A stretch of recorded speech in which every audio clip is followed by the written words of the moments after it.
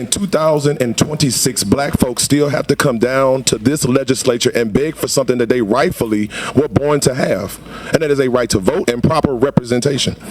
We live in a time where one of your colleagues can turn around and tell an audience of women and black men and women, more specifically myself, you need to shut up, boy.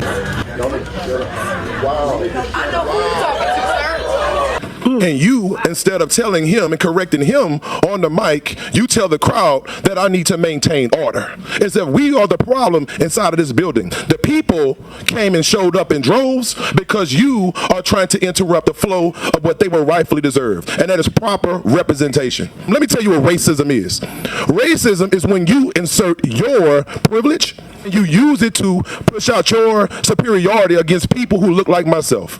And in the words of Congressman Cleo Fields, I wake up every day and I can't wash this off. They can't wash that off. And if you're going to vote and tell us that we should not deserve the right to have proper representation because of the color of our skin, that's emphatically wrong.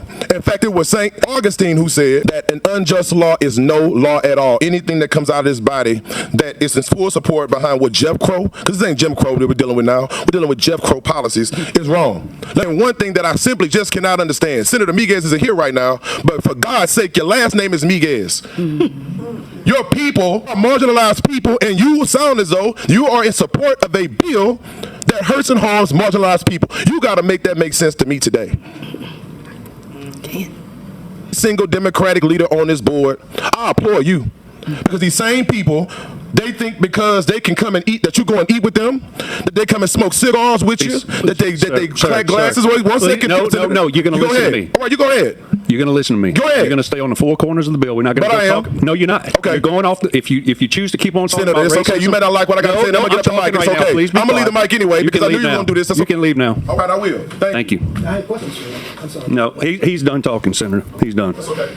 You're going to beat on my rights. That's fine. Go ahead, Senator Jenkins. You can make a statement. But what is the position there on those bills?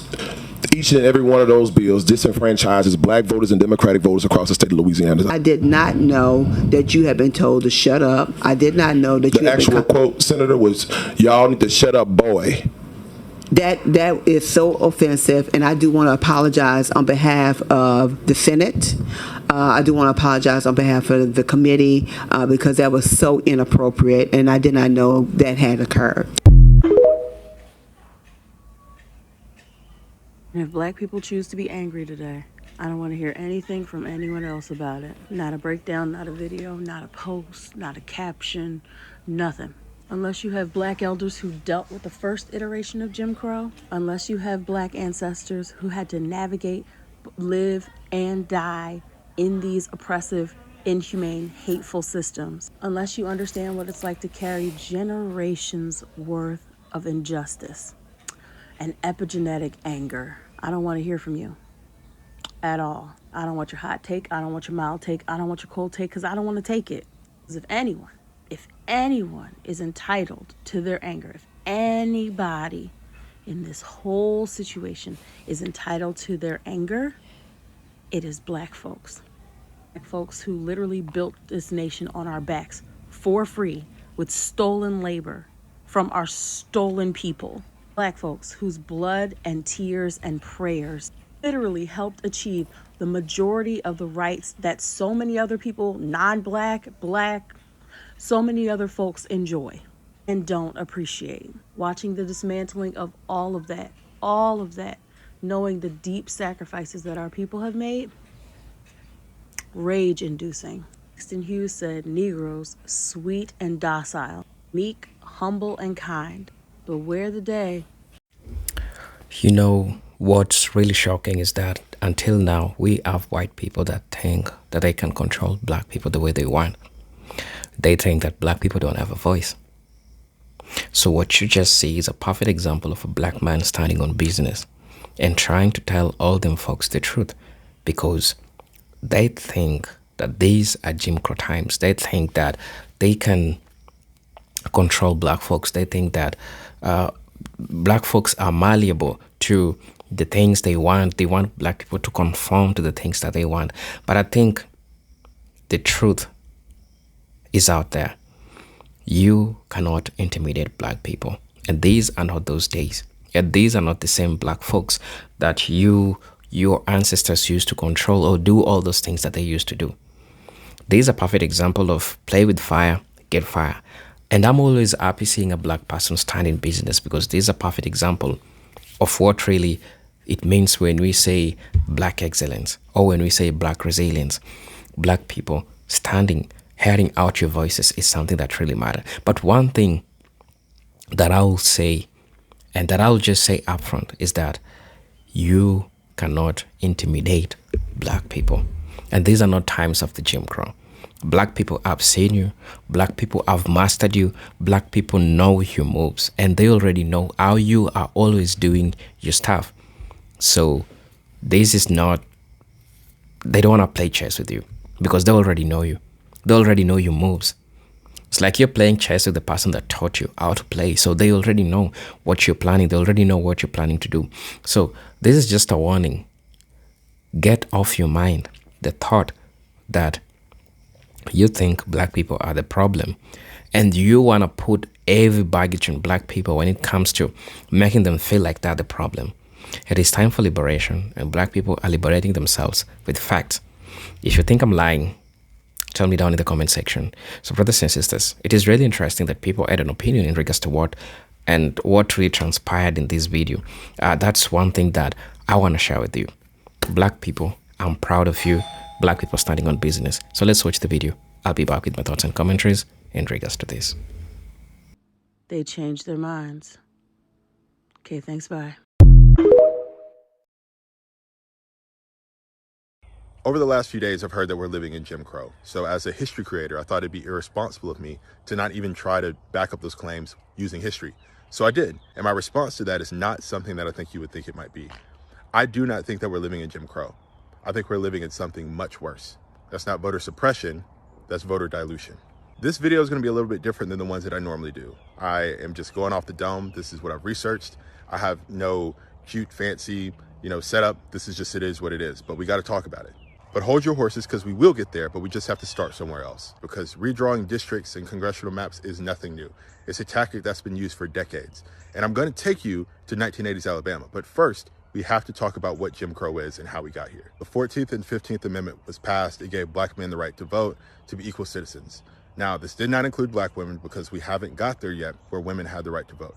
Fast forward to Reconstruction, and now you have black men earning office and being representatives and changing the landscape of the country in real time. Some were appointed, some were voted in, but nonetheless, the country was diversifying in a way that the majority did not like. Just because slavery was over doesn't mean that racism left with it. So this is when Jim Crow was established. You had literacy tests, poll taxes, economic retaliation, physical retaliation, intimidation, anything you can think of. They just wanted to make sure that black men could not show up to the polls and vote, because voter suppression was the tactic. Because black people were going to go to those polls, they were going to vote, and they had the numbers to actually assign representation that aligned with their interests. That was a problem.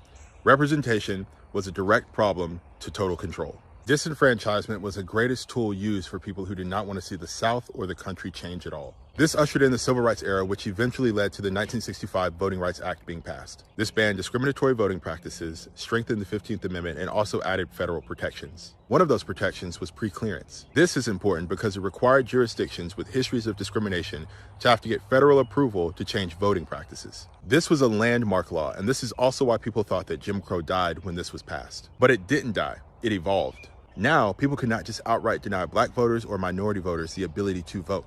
So they had to change their tactics, and they did. Voter suppression became voter dilution, and it worked its way up through the decades. Now, voter dilution was always present. It just wasn't the main goal. Now, it had to become the main goal. And it worked quietly in places like Mobile, Alabama, starting in 1911, all the way up into 1980 when it got called out publicly by black voters. The case of the city of Mobile versus Bolden actually caused Congress to act a couple years later. Here's why.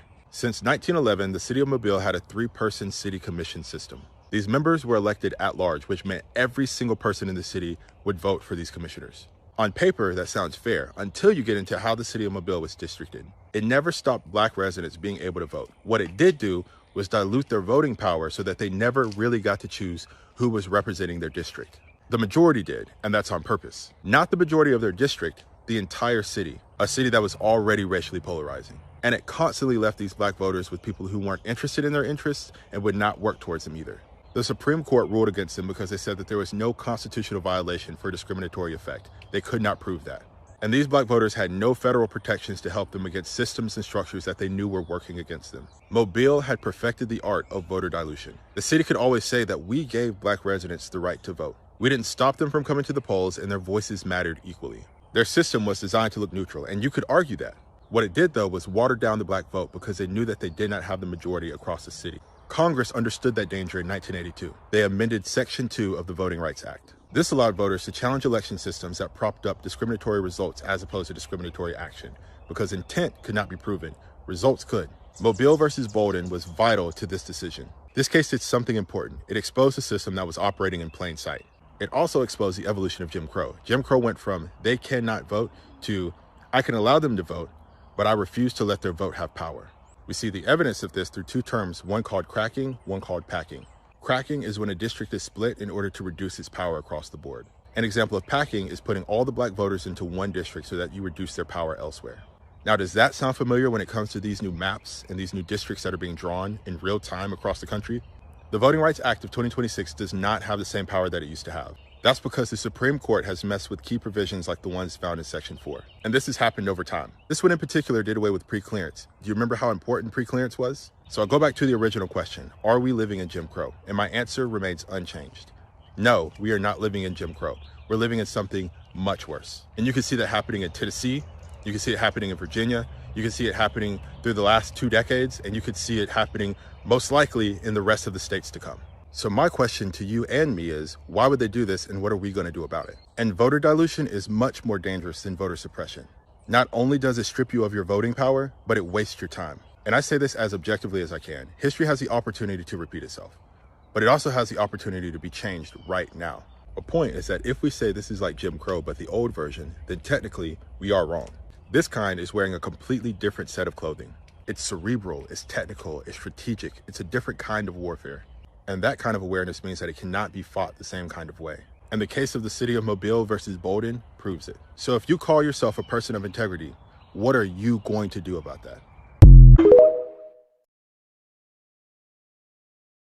Racism is a thing of the past.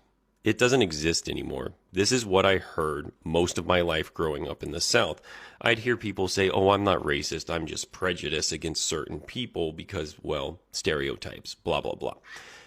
All these same harmful things. Guess what? Racism is still alive and well in the United States. And it's not just in the South. It's everywhere. I've lived in all but 11 states. And guess what? Racism is in every one of them. But you're seeing it alive and well and come back to the forefront this week with all of the Voting Rights Act stuff that is happening. After the Supreme Court's ruling last week, immediately you saw Louisiana begin to redraw and remove representation for people of color in that state. Alabama is doing that. Tennessee is actively advancing a new map today. South Carolina is moving towards redistricting. Florida has already signed a new map, and Mississippi has called a special session. Now, Georgia is the only state in the Deep South that currently is not pursuing any sort of redistricting, with the governor saying that Georgia will not redraw for the 2026 elections because early voting is already underway, but new maps will be drawn by 2028. And let's be clear, these maps aren't being redrawn because the Supreme Court said they were illegal. They're being redrawn for the simple fact that racist white people don't want black people to have equal representation. That is why the lawsuit was filed in Louisiana, a similar one in Mississippi, and a similar one in Alabama. It is exactly the same thing that happened during the Jim Crow era.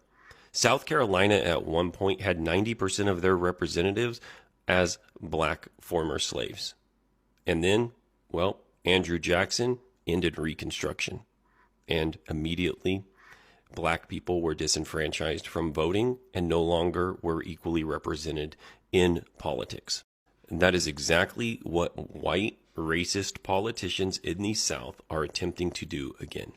Get rid of people that they see as others having representation in what they consider their state house, their government, because they feel like giving others representation is taking something away from them.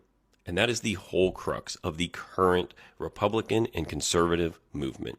If somebody I don't like gets something that I don't get all of, well, then it's not good for me. So no, racism never went away. It's alive and well across this country, and you will see other states follow suit for the simple fact that they can. What do you think about racial equality in the state of Georgia? Do you believe the two races are equal or not? Well, that's a hard matter to stipulate. I would like to say this, that there are more Negro colleges in the city of Atlanta than any city in the world. There are more Negroes own their own business in Atlanta than any city in the world.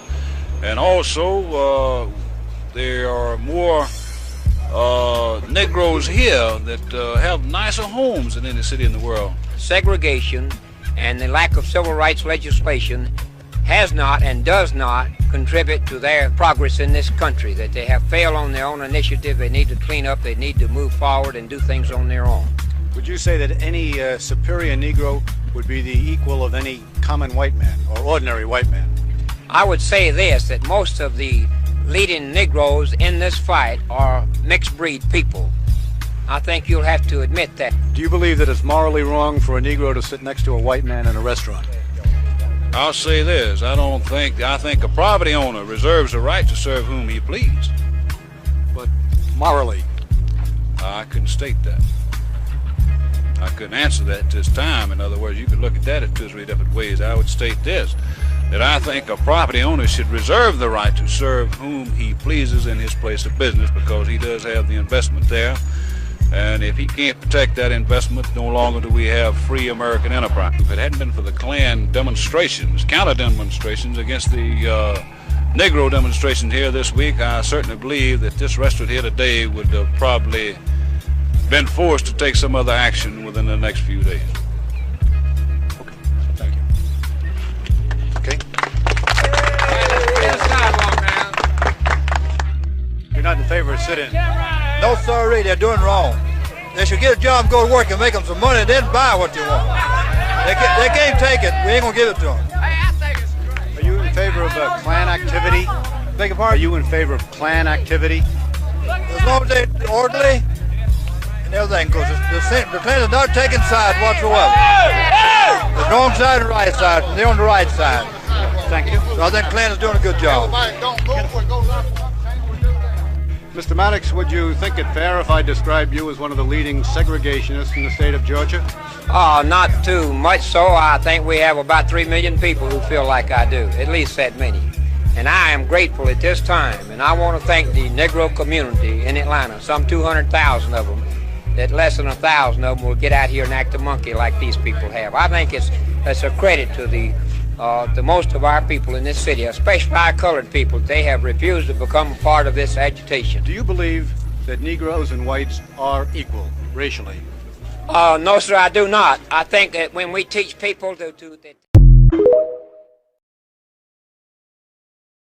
Republicans are hell-bent on bringing Jim Crow back to America. I often think of the investigative reporter Greg Palast, who released truly bombshell reporting about the 2024 election, a GOP-led effort to selectively purge black voters. And we're not just talking about a few hundred voters.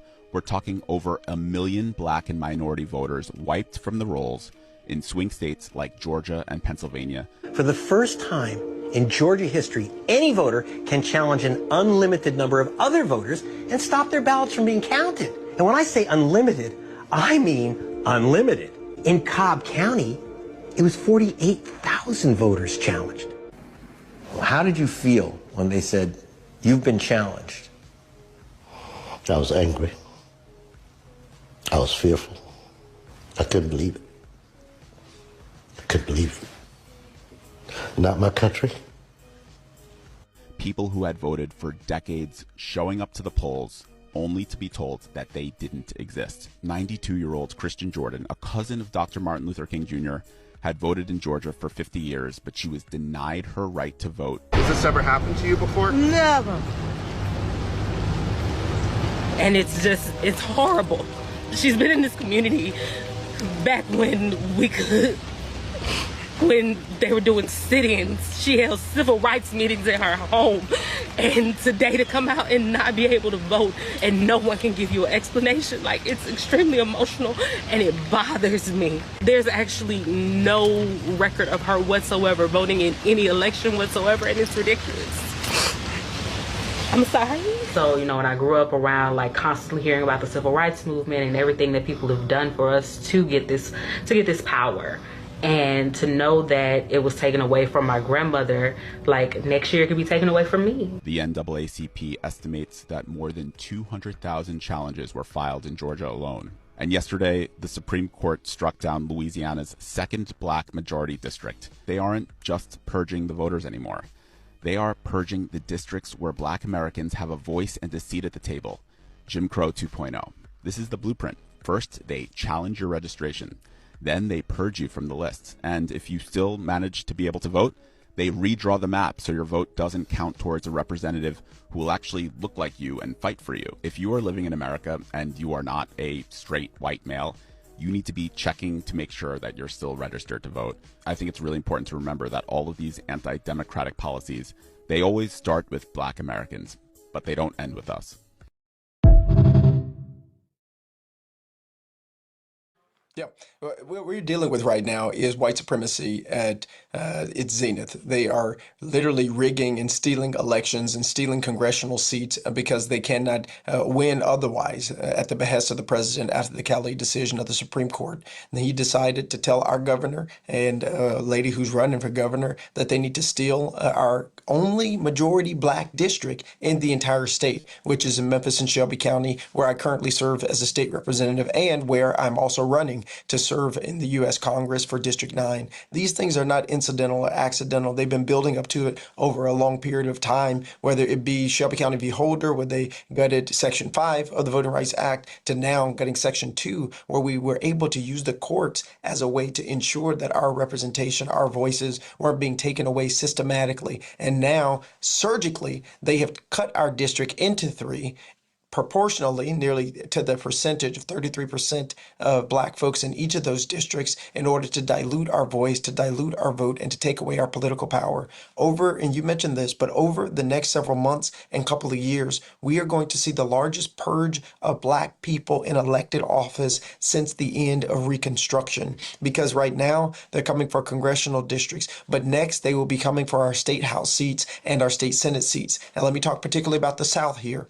In the South in particular, there are 12 to 20 U.S. congressional seats that we might be on the verge of losing. There are 200 state house and state senate seats that we will likely lose due to the response and the white lash by white supremacists who are in these positions of power. And so, yes, we must vote, and also we must build power that sustains us for the long haul and share a vision for our country, share a vision for the South where there's healthcare access, there's opportunity in education, there isn't environmental racism and degradation, and that black folks who are in positions of power, that we use these positions, not just to push yes and no on buttons, but to build power in the communities where we are serving. But this is the fight of our life, and everyone has to be engaged in it.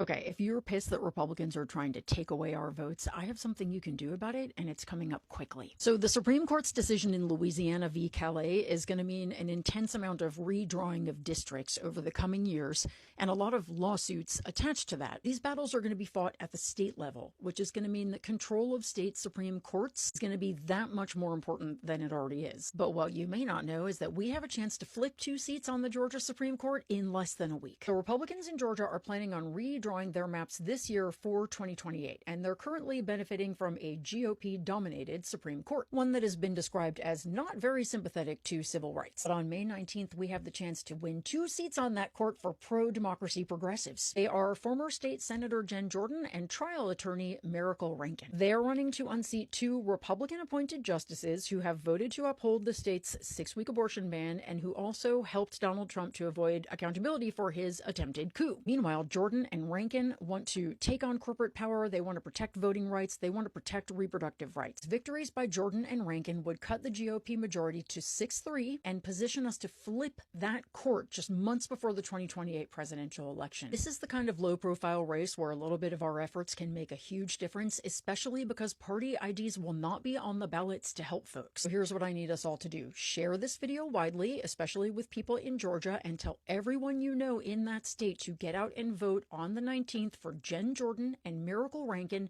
as if their freedom depended on it. Because in 2028, it actually may. Let's win this election, y'all. It's only been 1 week since the Supreme Court gutted the Voting Rights Act, and southern states have already undone decades of progress. Florida immediately jammed through new maps, even though they passed a constitutional amendment in 2010 against gerrymandering. Louisiana suspended their primary to push for new maps, even though 42,000 votes have already been cast. Tennessee Republicans just voted to break up Memphis and get rid of the only majority black district in the state. Alabama Republicans passed a measure to delay their primary if courts allow them to redraw maps. South Carolina Republicans are extending their legislative session to, you guessed it, gerrymander their maps. That's all in 1 week without Section 2 of the Voting Rights Act. 1 fucking week. A single week, and black Americans across the South are about to lose equal representation. It's almost like the entire civil rights movement was aimed at passing the Voting Rights Act for a reason.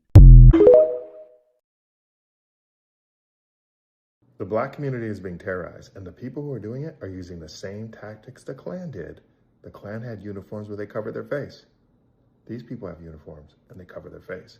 The Klan used to drive through neighborhoods and people would be afraid. What are they going to do? Are they going to get out and kidnap me and lynch me? These people don't even bother to get out. Well, sometimes they do. They just shoot from the car. And the Klan had this idea that people of color weren't worth anything. These people think the same way. Wake up.